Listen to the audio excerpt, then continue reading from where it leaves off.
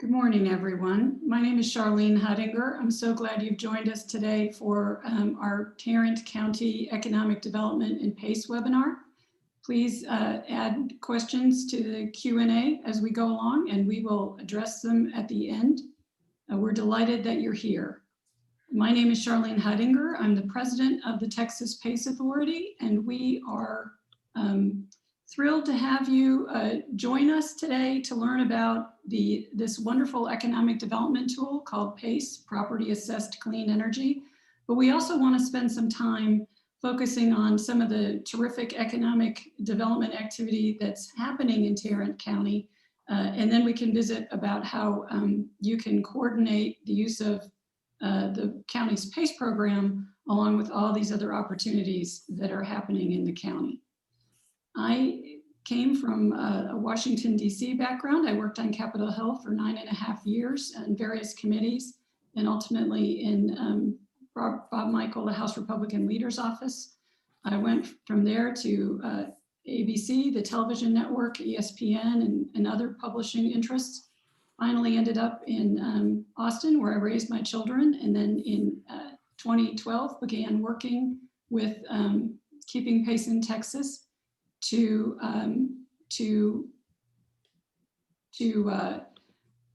get this statute passed and begin to grow this program through other local governments, and we're delighted that Tarrant County is one of them.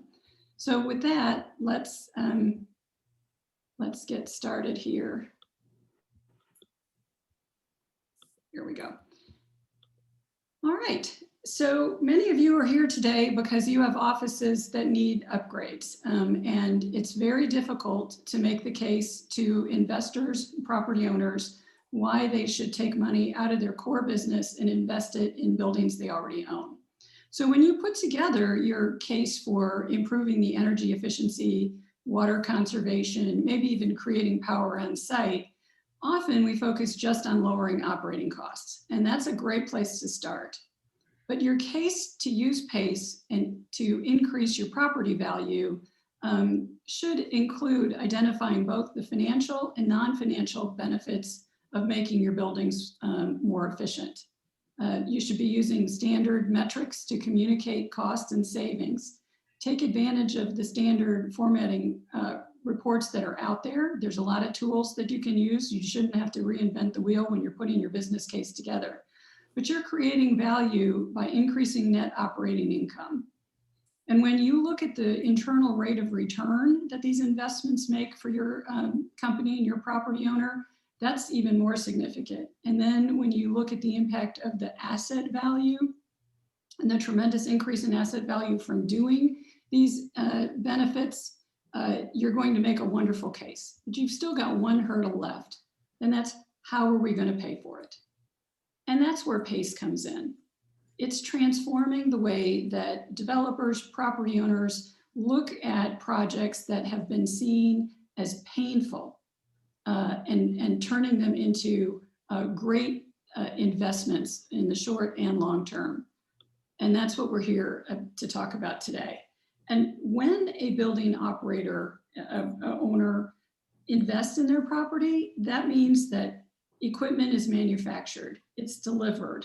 Someone has to install it, somebody's got to feed those folks, somebody's got to maintain it. So there's a lot of economic activity that happens to the benefit of the entire community. So we're talking about creating jobs, not just in these buildings, but for all the services that are going to be involved in creating these projects. So what is PACE? It stands for Property Assessed Clean Energy. It's an economic development tool. It's completely voluntary. It's 100% low cost, long-term financing. It's provided by private investors. All of the power is in the hands of the property owners to do business the way they choose with the folks that they want to work with.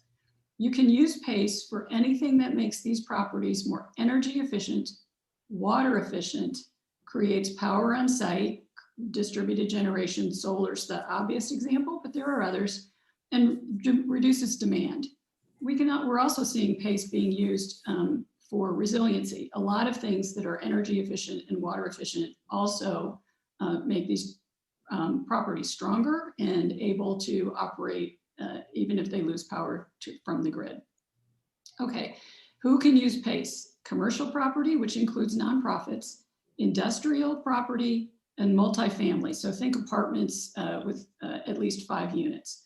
So this is really what we're doing. We've got, I call this yellow bar the Tower of Pain. Banks prefer to be paid back in 5 years or less. So there's a huge cash flow problem to pay these loans back before you can get to the savings. With PACE, we're knocking that Tower of Pain over.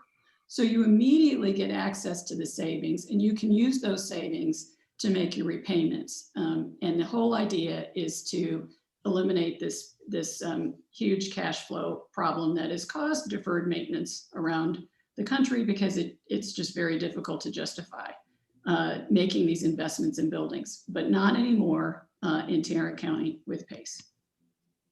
So the PACE market is growing very quickly in Texas. Texas PACE Authority is a nonprofit that operates these programs for local governments, 55 local governments now across the country.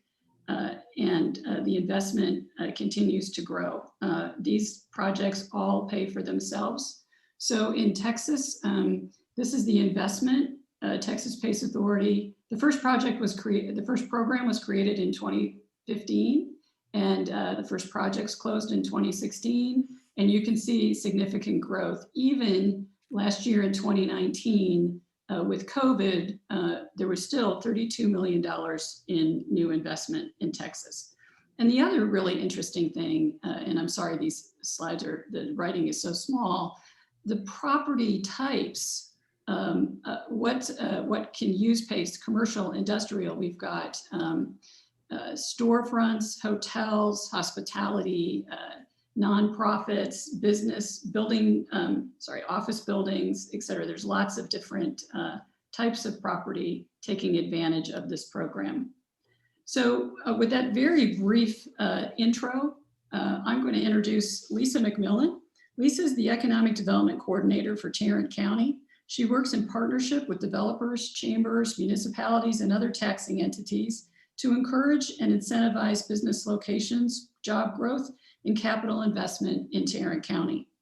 Prior to working for the county, Lisa served as assistant to the city manager in the city of Forest Hills and urban planner for the city of Galveston.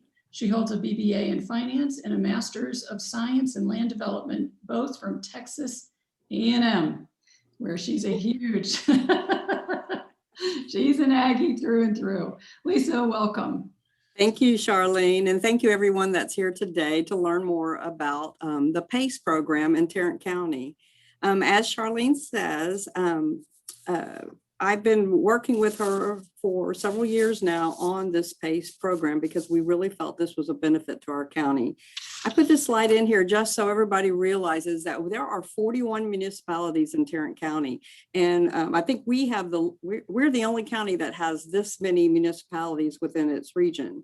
So when I say I work in partnership with the municipalities, that's why, because there isn't a lot of unincorporated area for the county economic development coordinator to really do economic development in, but we're working here with you in your own cities to provide economic development to our region. As you can see, our population has grown by 50% over the last 20 years, and we're not stopping. So anything we can do to refurbish and revitalize our current facilities, as we also add new facilities, is a help to our region. Next slide. So the Tarrant County PACE program was established in November of 2017. We were approached earlier that year by the COG, and I think representatives from the environmental department in the city of Fort Worth about this program. And we worked with Charlene for a long time to kind of understand everything. And in addition to the benefits that Charlene kind of mentioned earlier to property owners and to our local lenders, we saw benefits to the county also. We saw the benefits to the county in the way that this would help increase our property values, it would provide new job opportunities, it would reduce electrical demand and water usage, and increase business retention and expansion in our community.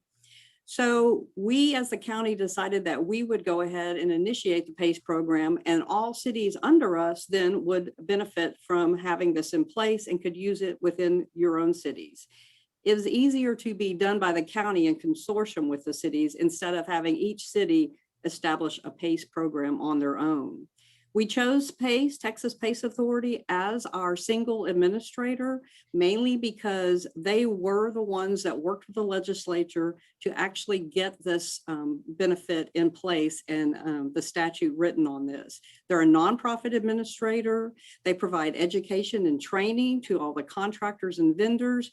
They provide uniformity in the forms that are used throughout the state, so lenders are comfortable knowing that whether they're doing a project in Tarrant County or Williamson County or someplace anywhere else, they're using the same format that they've done before, wherever they're located. And they help us by providing a single source for tracking and reporting on the assessments. So we're very thankful and have had a really good relationship with Charlene since Texas PACE Authority came on board. Last year, actually at the end of 2019, because of COVID, we haven't had Charlene back to give the report for 2020, but Charlene provided the Commissioner's Court with a report on our 2019 projects. As I said, we established it in November of 2017. We didn't have any projects in 2018, but we got 4 projects in 2019. And as you can see, the numbers that Charlene provided about the impact of those PACE projects in our area. We actually added 2 projects in 2020, and we have 3 pending for 2021. Next slide. I'm just going to briefly touch on the projects that we have so far. There's a few in Fort Worth that Robert Stearns will be talking about in a little bit more detail. But the ACH Child and Family Services is in Southeast Fort Worth. It's a nonprofit family services program. As $534,000 in assessment. Then we've got Hilton Garden Inn, a hospitality hotel program. It's a little over $6.6 million. Next slide. The historic Isis Theater in Northside Stockyards, Fort Worth. And I believe Robert will talk about this a little bit more. Again, it's a historic project and a nonprofit. The Kempton Hotel in downtown Fort Worth. And at the end of last year, we also added the Sinclair Hotel also that will be utilizing PACE financing. And then the Sterling Building, which is in Northeast Fort Worth, kind of close to the Keller line, and it's a small office building. Additionally, we've got a small project in Bedford that is a multi-tenant office building that's going to be closing shortly. So as you can see, from nonprofits to historic facilities to hotels, hospitality, office buildings, there's a lot of avenues for the use of PACE financing. So I think the future looks bright for Tarrant County from Fort Worth to Arlington, and we're going to hear about those 2 cities shortly. So thank you for being a part of this program today. Thank you so much, Lisa. I'm delighted to introduce Robert Stearns. As a certified economic development finance professional, Robert has more than 20 years experience in negotiating terms and restructuring deals for economic and community development programs in Texas. In his current role, he's responsible for the economic development program for the city of Fort Worth, including business attraction and retention, community revitalization, as well as small business and entrepreneurial development. And we're delighted to visit with Robert today. Thanks, Robert. Tell us why people should be looking at PACE in Fort Worth and all the other stuff that you're doing in addition to that PACE complements. Sure. Thank you, Charlene. I appreciate the opportunity to talk a little bit about what's going on in Fort Worth and talk about opportunities. And before I get started, I do want to say a thank you to Lisa and the county. I know when we first looking at the PACE program several years ago, we were trying to figure out the best way to do it. And I really applaud the county for stepping up and providing the leadership to say that we need to have a countywide PACE program as opposed to individual cities going out and trying to establish something. So I think that's been a great benefit for us overall. So again, I won't belabor the point, but obviously we understand that 2020 was a very challenging year across the board. But as we continue to look at some of the signs and trends, we think that Fort Worth in particular is poised for pretty strong recovery going into 2021 and 2022. So the slide in front of you is really a lot of data about North Texas and the region. And you can't really talk about what's going on in Fort Worth without talking about what's going on in the region as well. North Texas in itself makes up about 30% of the state's GDP. We have 15 cities over 100,000 in population, which is really a big deal. You just don't necessarily have that concentration of cities in close proximity to each other. And as a result, that tends to create a very competitive environment when it comes to economic development and projects. The good thing for us in the region is that we all work very well together at the county level. Bruce and I work very well together, Bruce Payne with the city of Boston. We work well with our partners in the city of Dallas. So it is truly a partnership where we're all focused on trying to drive economic development in the region. It's still, Fort Worth is currently the 13th largest city at 940,000. We should be 12th here fairly soon and passing about 1 million in population over the next 10 years or less. And what has really been interesting about Fort Worth, particularly in light of what's been going on with the pandemic, even in 2020, with construction down and businesses really struggling, we still had 4.4 billion in new building permits last year, with about 2.2 billion of that in commercial permits. So again, you look at where the market is going and where the trends are going, that points to a pretty strong recovery.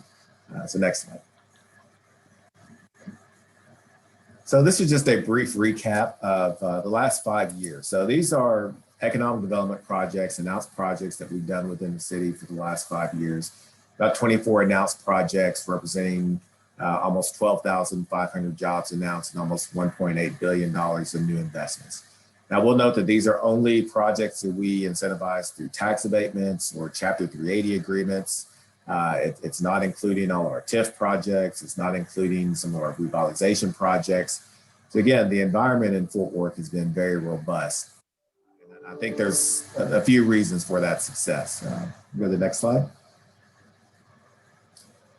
So this is a development opportunity index put together by CBRE. And it really talks about some of those opportunities. So obviously Fort Worth has been one of the fastest growing cities in the US, which I mentioned. We've effectively doubled our population since 1990. I talked about those 100,000 population communities within the region. We benefit from being able to draw from a very large construction pool across the entire region. And so that helps us from the standpoint of development activity. And then if you just look at the index, and this is really ranking cities, so it's a top 50 index across 4 markets: office, industrial, retail, and multifamily. You see Fort Worth is sitting at number 5 on the industrial index, number 10 on retail. And if you look at the markets that have been able to weather the pandemic most successfully, industrial has been one of the key bright spots as we've had expansions in e-commerce and distribution facilities and things like that. So again, I think if you're talking about development opportunities and where those opportunities may lie, Fort Worth is in a very good position. We still have a little bit of work to do on the office index. But I think office is a market that's going to be going through a little bit of a shift over the next few years as people are continuing to use things like Zoom and understand how much office space they need. But again, we've been doing a very good job of creating those opportunities going forward. Next slide. So I'll just briefly talk about a few of the projects that we have going on that have utilized PACE funding. So we've had about $18 million in PACE projects funded in Fort Worth. I just want to highlight 3 of those. Lisa mentioned a couple of them a little bit early on. And the reason that I want to touch on these 3 projects in particular is because they were able to leverage some of our more traditional economic development tools along with the PACE program. So the big building on your left there, the tall building, that is the former XTO Energy Office. So Development Services Group of Memphis is redeveloping that site at 714 Main in downtown into a 232-room 4-star Kimpton hotel. They're investing about $56 million in this hotel, and it'll have 10,000 square feet of meeting space.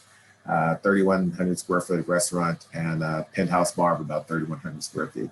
So again, this is a project that utilized PACE funding, but it also was a recipient of an economic development program agreement of about $6 million to help with some of the renovations of the historic aspects of this building.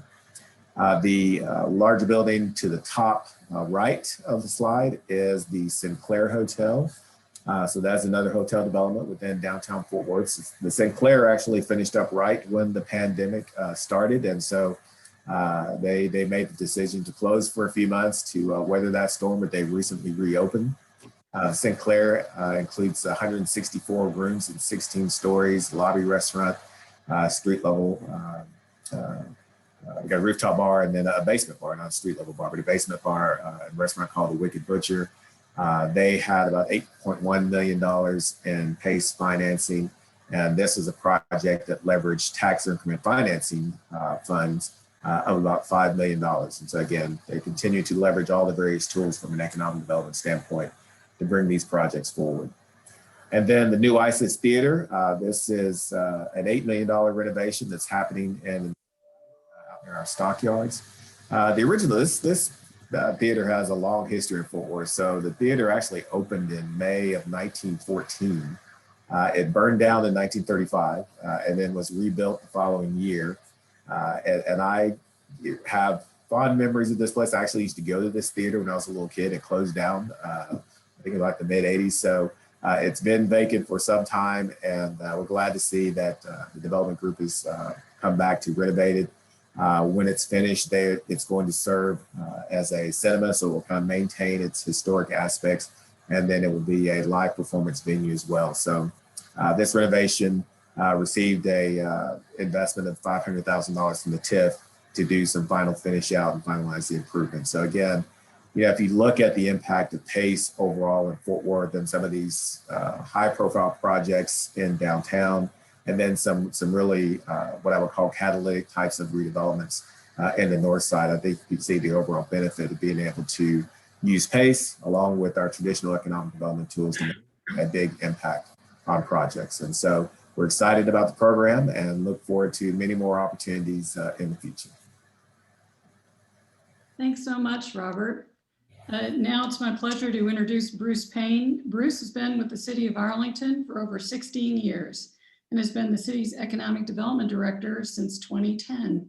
Bruce holds professional certifications from the International Economic Development Council and is a member of the American Institute of Certified Planners. Bruce, we're so glad you could join us today. We're very excited. We're very excited to see what this program can bring to Arlington. So please update us on all the amazing things happening in Arlington.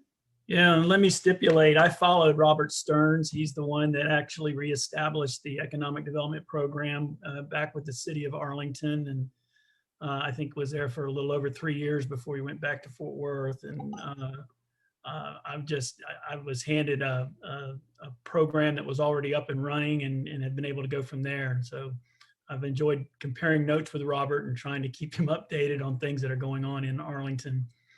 Arlington, you all probably are aware, is a big suburban city. Most of the growth that happened in its 100 square miles is probably dated between 1950 and 1990. And so during that period, which all those decades had different economic assumptions, a lot of things were built and they were built quickly, and maybe not as much investment as you would expect to see in an established urban core such as Fort Worth. And so we now have, our big program in growth is about redevelopment. And because our vacant land, believe it or not, even though we're a large city, is starting to get scarce. Certainly the vacant land that's near the types of facilities such as roads, water, sewer, et cetera, is becoming very scarce. So developers are confronted with acquiring properties in the city that have buildings on them that had an original purpose that may no longer be as economically viable as they once were. And so they engage us to help look at acquiring a building if it's still operating, to cease its economic activity, to tear the building down, to put in the new necessary infrastructure to support what they might want to do on a given site, and then build the new building and then get it leased up. And so there's this big gap that always exists in projects in Arlington that relate to those attributes that I just mentioned.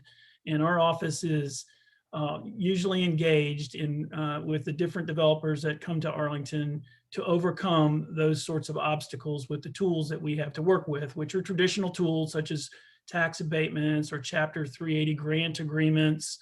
We use TERS districts pretty heavily, although when they've done their job, we tend to dissolve them and get rid of them. Downtown Arlington, was the core of the original city, and but at the end of World War II, Arlington had 5,000 people in it. Arlington has about 400,000 people in it now, and so the suburban forces that occurred post World War II really created a very different land use pattern for a city like Arlington than what happened in a traditional city like Fort Worth. So what you see, the OED is Office of Economic Development.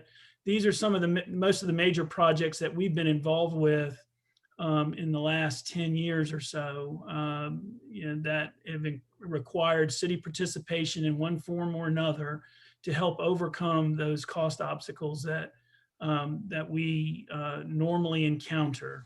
But with us, as I mentioned, it's usually about demolition, infrastructure, and helping them through the development, the construction process to get done in a timely way, because as everybody knows, time is money. I have not promoted the PACE program because it really hasn't, I haven't had a good understanding of where it might fit in the redevelopment process.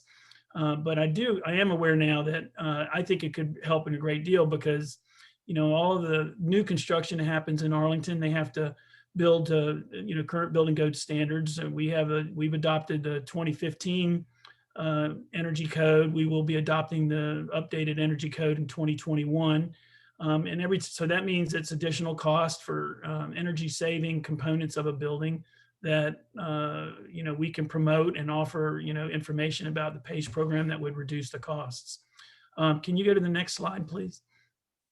So this is kind of what we look like and the kind of things that we deal with. Retail, we've got, surprising amount of retail at 23.6 million square feet. And of that total amount of square footage, we're about 7.3% vacant as of January. And that's per CoStar. I one-eye retail a lot right now, because as everybody recognizes, it's hard to say what's going to be happening. A lot of the retail in Arlington is smallish spaces, strip center spaces along major corridors. Given the advancement of technology, and then of course the shock of the COVID experience, I really am starting to wonder how much of that is going to continue as retail space or might have to be repurposed. So I expect we'll be doing redevelopment for quite a while as people have to reevaluate the usefulness of that space. On the industrial side, we've got over 45 million square feet. Our vacancy rate is a little higher than normal. It had been consistent between 3 and 3.5% vacancy. COVID has pumped that up a little bit. But our industrial market is still very strong. We still have projects coming in where there is raw land to do it. We see a lot of projects moving in, and also when the prior development exists, developers are still very interested in doing what it is necessary to remove the older structures and then put in more modern industrial space. So our location and the fact that we're blessed with two major interstate highways, I-20 and I-30 running through the middle, as well as 360, create a really attractive industrial space environment that we always get a lot of attention for, a lot of interest in as time goes along.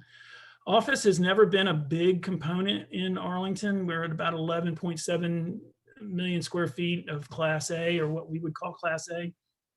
Although the vacancy rate is relatively low relative to other vacancy rates, but that's because many people might remember the recession back in the 80s and early 90s, and it just really slammed office space. And so when office came back in the 90s, it had moved on into the northwest sectors of Dallas County. And so we really haven't had substantial multi-story office construction in Arlington since then. We do see, suburban style office getting created, but we are just we're not a big office market.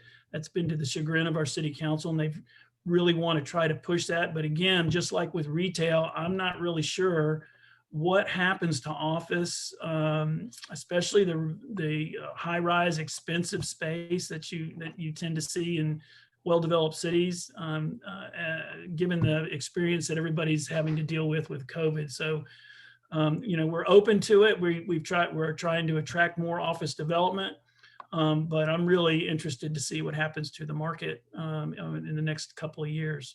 Next slide. So as I mentioned, redevelopment has been our big bread and butter. The council has been very supportive of this. And as I mentioned, we have a lot of tools that we can bring to bear for this. So this Arlington Commons project is one now. It began the initial parts of it began in 2011. This is a very ambitious and very successful project thus far on Lamar Boulevard in North Arlington. There were a lot of apartment complexes that were built in the 60s and 70s and 80s, and you all know what those were like.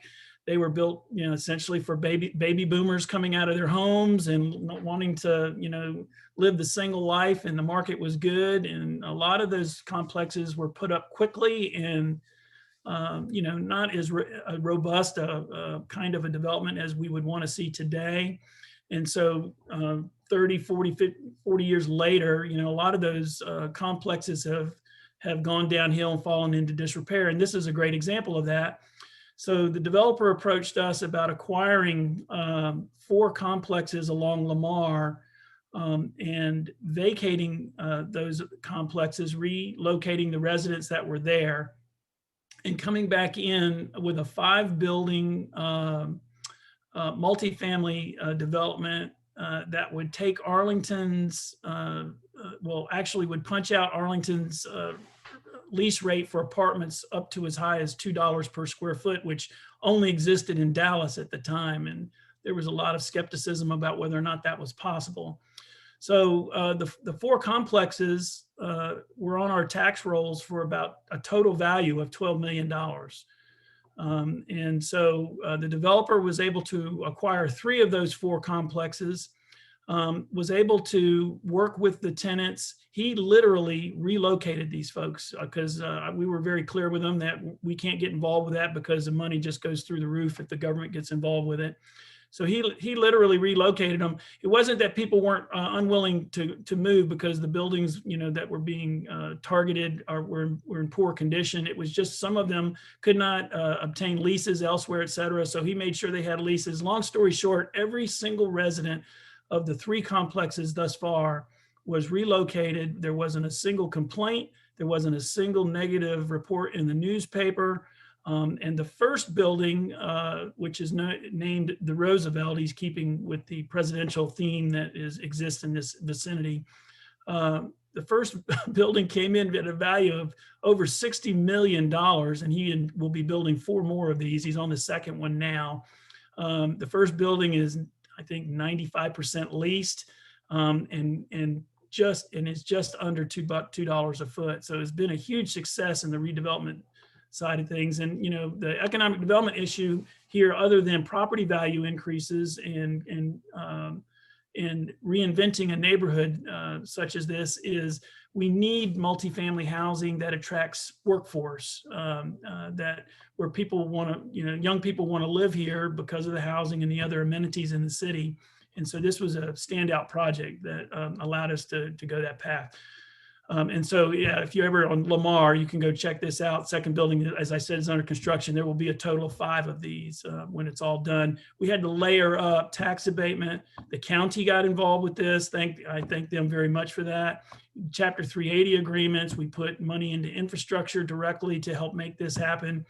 But again, the first building's tax returns for the city exceeded what we were getting for all of the buildings prior to the redevelopment. So next slide. And then this is a Park Place development in downtown Arlington. I tell people all the time, if you have not been in downtown Arlington in the last 10 years, you would be shocked to see what has happened down there. And a lot of this was generated through the energy created by the growth of UTA. And I maintain that during the previous recession, I think the growth of UTA was in a large part fueled by people going back to school, causing the student body to grow dramatically. We really did not have a suitable housing environment for that many students. And, you know, they were punching out at like 50,000 students, 40 to 50,000 students. Well, that's a really well-attended sports game every single day that people were driving into downtown and driving back out. So we desperately needed to create multifamily in the downtown area. And so as a result, we've had a string of developers, you know, in-state and out-of-state, coming in, building everything from student housing, which was dedicated student housing, to market rate housing, to mixed use facilities. And this is a mixed use facilities that just recently was completed, covers 2 different blocks. It straddles over South Street, which is the street runs parallel to Abram on, you know, 1 block to the south of that. This is almost a $60 million development that these guys put in. It's just enormous. We have a TERS in our downtown that we use to help projects such as this. And it's always because of infrastructure, because obviously in a downtown environment, it's the oldest infrastructure in the city. That's, I think, almost always the case. And so it tends to be very expensive in order to replace that and size it for the anticipated development that might be coming later. A project like this, I believe, could have benefited greatly from the PACE program because I mentioned, you know, they have to build to the city's current energy code. And I think a lot of the elements of the building probably could have been financed through PACE, reducing the cost. But up until now, we've been letting the developers sort that out themselves in building their capital stack. Next slide. And then here's another, you know, again, we're the city of redevelopment because everything about us it usually involves that. So what you're looking at is an aerial photograph of Six Flags Mall as it existed a few years back. And, you know, it was a dead mall. We had already gotten rid of 1 dead mall further to the south on Arkansas and Pioneer that Robert was present. I think Robert participated in that project. So this is mall number 2 that we had to help to demolish, and ultimately create industrial space for the suppliers for the General Motors plant, which is just to the south and west of this particular location. So if you go to the next slide. This is this is an area that was taken during the construction of about 1.2 million square feet of new space, and that was in 2 buildings that now houses 3 different suppliers to the General Motors plant in much closer proximity to the plant than where they were, which of course helps the timing of their production of vehicles. If you didn't know, they produce, you know, all of the full-size SUVs out of this plant, Cadillac, Chevrolet, and GMCs. I think they produce 1 vehicle per minute, if you can imagine that. And so having these facilities closer into the plant where they can get the components and parts to the vehicles being assembled as quickly as possible is very, very important.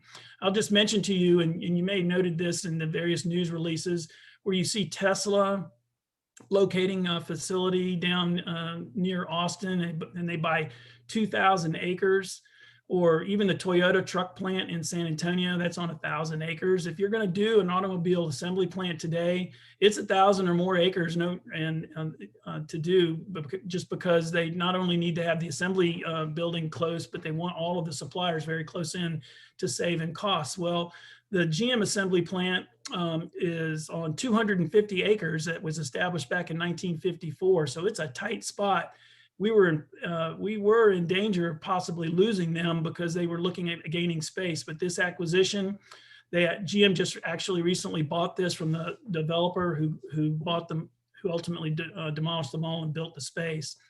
This added another 80 acres to their plant site, although it's across the freeway, but it's close enough proximity to serve their needs. And of course, you guys are probably aware that GM just did a major expansion of the plant, modernized it, reinstalled all new equipment so that they can produce these vehicles, which I think this plant is the highest profit center of the company.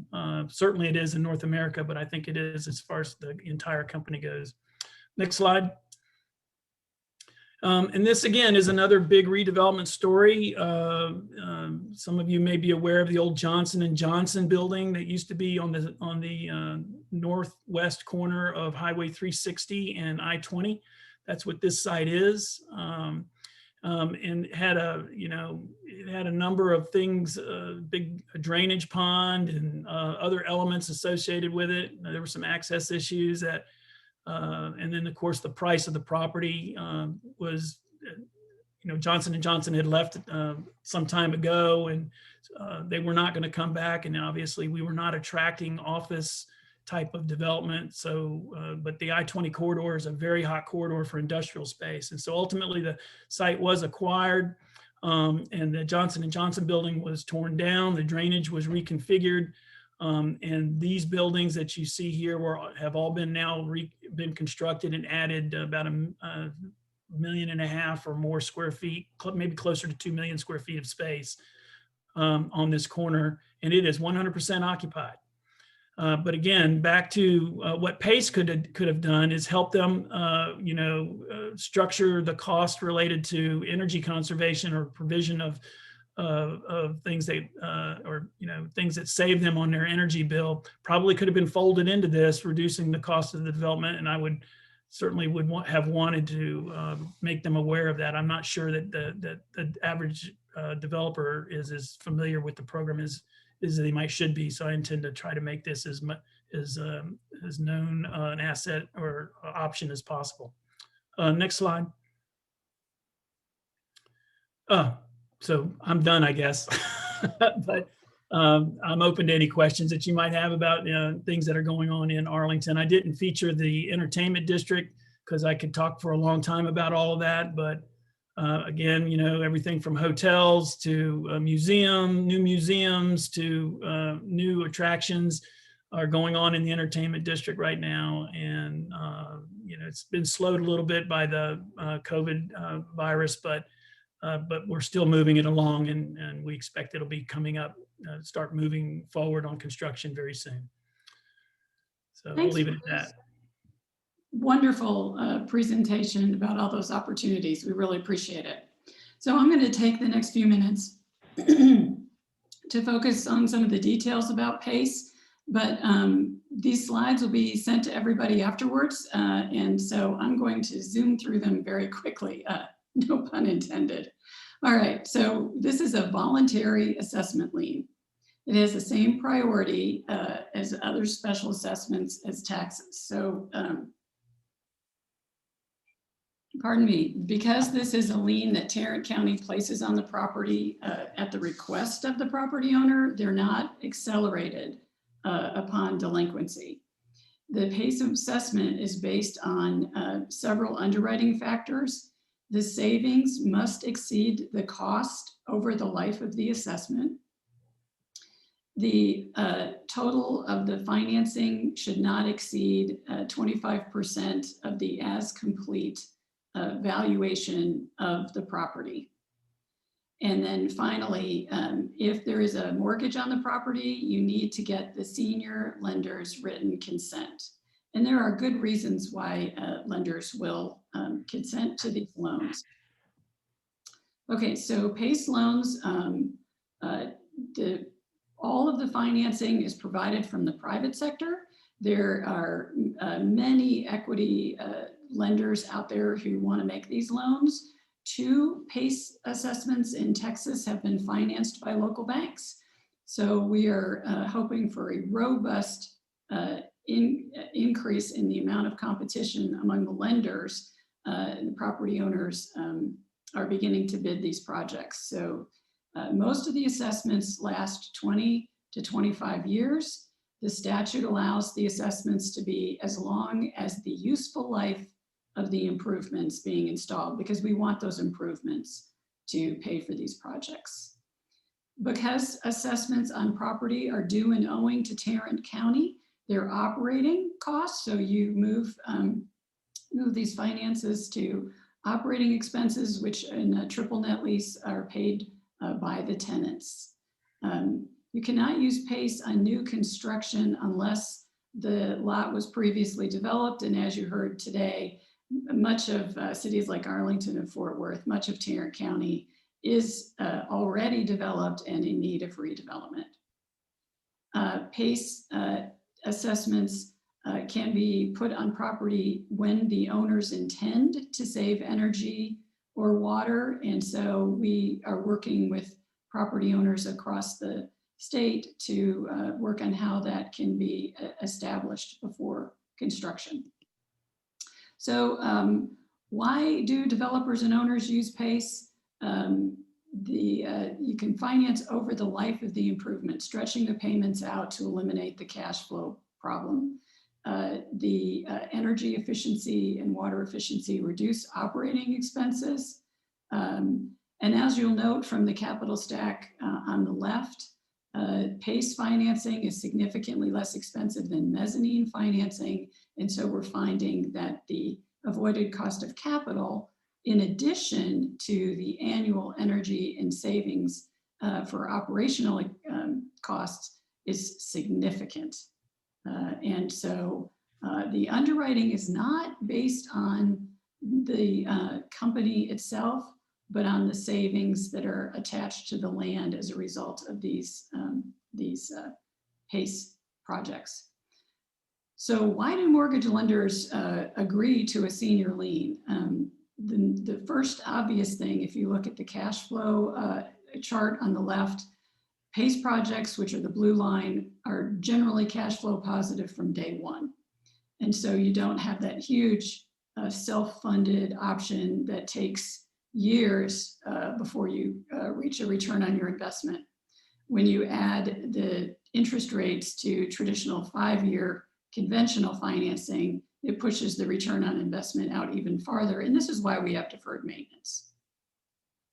So the lenders see an enormous improvement to the property. They see the customers, the building owners' cash flow improved, making it easier for them to make their mortgage payments.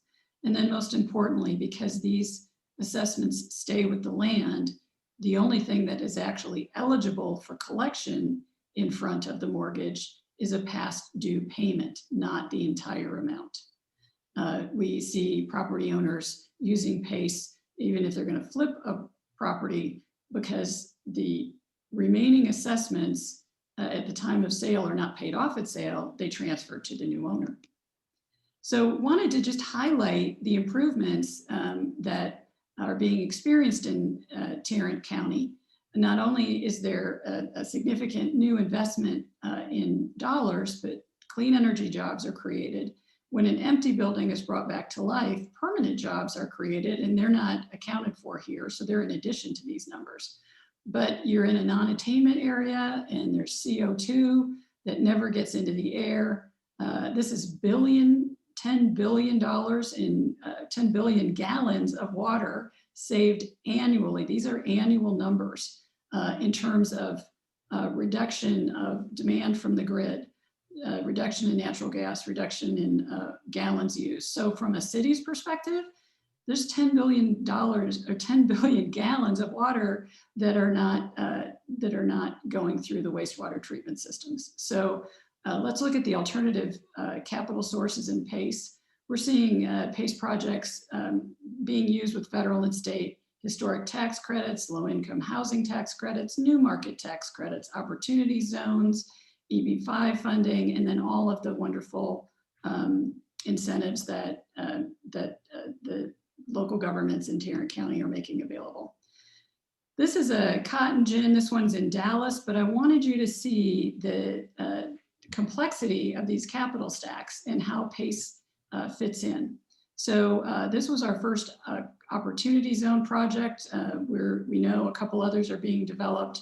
But the idea is to take advantage of everything that's out there, including utility savings. There are a lot of utility incentives that matter.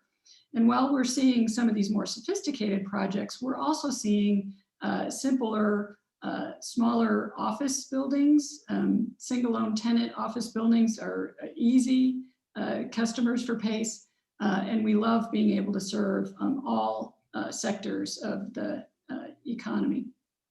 But I wanted you to see how these are being put together. And this information, by the way, is I want to give credit to Phil Gahabe at Munch, who was one of the attorneys putting this deal together, was kind enough to share this information.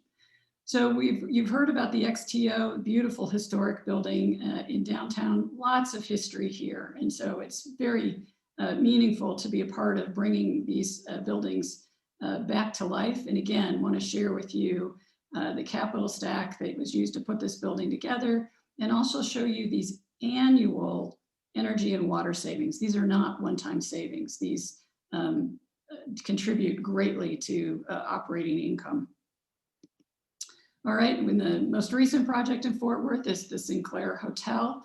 This is a refinance project because the owners of the hotel intended to save energy and water. We were able to work with Twain to refinance the expenses that went into improving the energy efficiency of the envelope of that building, HVAC, LED lighting, electrical, and plumbing. But very meaningful to be a part of this building as it reopens. So I'm going to stop the screen share. I want to thank all these organizations for helping us to get the word out about today. And I'm going to take a quick look at the Q&A and chat, and let's see if we can answer some questions. Recently, there was another PACE presentation in the city of Dallas I could not attend. Was that announcing Dallas's first opportunity? And the answer is no. That was an opportunity to try and get the word out to you, just as today Dallas was one of the first cities to establish a PACE program. So it's been operational in the projects in Fort Worth. The projects in Fort Worth go from about $450,000 to $8.5 million. So we're seeing that range across the DFW area and across the state. And yes, this program will be available to everyone. We'll send out the slides and a link to the recording when we're done. And then we've got a question here. As an energy efficiency contractor, how do I get involved with PACE? So great question, because in order for a property owner to use this program, the property owner needs to know who in the contracting community is aware of it and can help them put together the project scope and take advantage of PACE by ordering efficient equipment.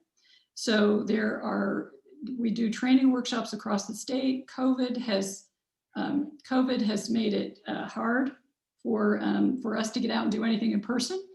But if you go to texaspaceauthority.org, there's a resources drop-down menu. Go to education and outreach, and you're going to see a couple webinars done specifically for engineers, architects, contractors. There's one for local lenders. There's one for property owners. There are a series of economic developments like the webinars like you're seeing today. There are flyers and case studies, but also feel free to reach out to me or to Texas PACE Authority directly, and we will get you plugged in. We're very careful to be transparent about our limited role. We approve projects for these local governments. So we can't be involved in the development of your project. We don't play favorites. We're kind of like Switzerland. We want the property owners to pick the contractors, architects, and engineers of their choice and the lenders of their choice. But on our website, there's a list of lenders that know this program and are ready to go today. It's a non-exclusive list, and we'll work with the lenders you normally work with as well and encourage them to get familiar and participate in the program. But our goal is to create economy throughout the state, throughout Tarrant County, and that can't happen unless all of these industries have people that understand the program and can support the property owner. So we're trying to create economic development, not just with the buildings, but with all of the stakeholder sectors in the county. Okay, so when is Harris City to adopt PACE? Feel free to reach out to me. If you're in a community that doesn't have PACE yet, it would be our privilege to work with you and educate your elected officials about how to make that how to make the program available to you. Other speakers, jump in here if you want to add anything, please. Okay, another question: with all the safeguards built into PACE to protect investors, why are the rates so high, 5 to 7%? That's a great question. So we are talking about fixed rate, long-term financing. The investors are generally life insurance companies and pension funds. They like these very safe, regular payments. As competition develops in the market, as we get more lenders involved, we're going to see these rates come down. Local lenders that are getting more involved in other states have lower rates. So we think the market will develop and that will get better. But anyone who is comparing a PACE financing opportunity against a traditional 5-year financing opportunity, and the only thing that they're looking at is comparing the interest rates, are kind of missing the point about PACE. PACE projects will not be approved unless the savings resulting from the project exceed the cost of the project over the lifetime of the project. So PACE is 100% financing that literally pays for itself. The project, including the financing, pays for itself. So it's really about cash flow. It's about being able to fix up a building and sell it without having to overinvest in equipment that won't pay for itself while you own the building. So the idea behind PACE is that it overcomes barriers that are preventing developers and property owners from investing in these projects. And so people need to hear this presentation a couple times to really understand how it works. But the idea is, don't just compare interest rates, because that's just very, very, you're going to miss a lot of the benefits of this and you'll walk away from it without really understanding how it can help. Okay, I'm also opening up the chat box, and I'm seeing a couple things here. I read that there was a consideration of refinancing as interest rates allow. So in order to measure the savings, we have to have a fixed interest rate.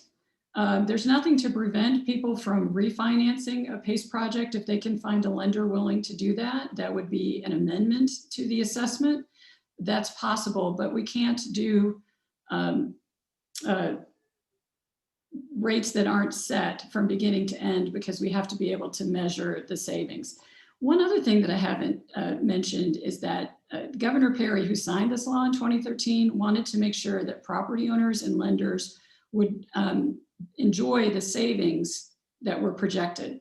So every PACE project in Texas has to be reviewed by an independent third-party engineer using technical standards that have been designed in conjunction with the state's Energy Conservation Office to make sure that that these projects just aren't blowing smoke, that they're based on standard energy engineering standards, the same type of standards that are used to make sure that a new building is going to meet permitting requirements.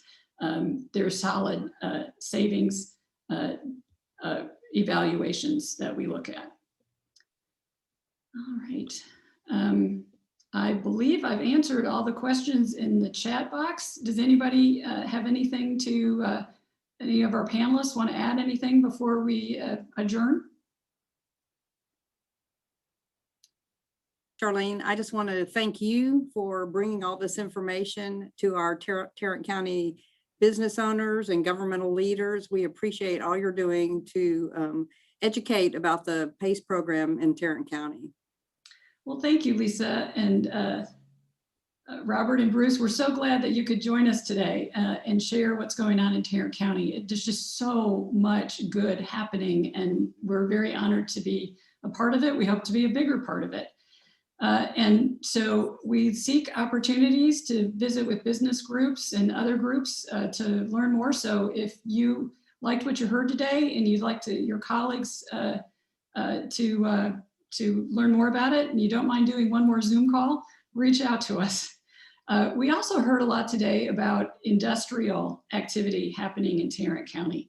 And every third Thursday at 2, Texas PACE Authority does a training webinar. And the one for later in February, I believe it's the 18th, is about using PACE on industrial facilities.